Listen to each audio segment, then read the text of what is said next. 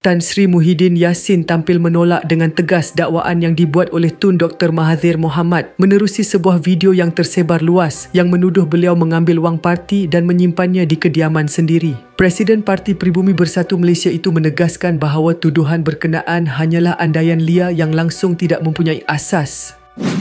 Saya tidak pernah mencuri wang parti. Semua sumbangan kepada parti dimasukkan ke dalam akaun parti yang diurus secara telus oleh Bendahari Agung, katanya dalam kenyataan hari ini. Menurut Muhyiddin, beliau tidak menolak kemungkinan tuduhan tersebut timbul akibat Dr. Mahathir menerima maklumat yang tidak tepat daripada pihak tertentu yang tidak bertanggungjawab. Oleh yang demikian, saya tidak berhasrat untuk mengheret beliau ke mahkamah, tambahnya. Namun begitu, Muhyiddin berpandangan bahawa sebagai seorang negarawan, Dr. Mahathir seharusnya mendapatkan penjelasan daripadanya terlebih dahulu sebelum melontarkan sebarang tuduhan secara terbuka.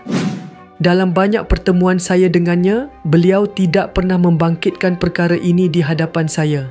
Maka adalah menjadi tanggungjawab saya untuk menjelaskan perkara ini supaya tidak menimbulkan fitnah ke atas diri saya. Jelas Muhyiddin sambil menegaskan bahawa beliau tetap menghormati Dr. Mahathir sebagai seorang yang lebih berusia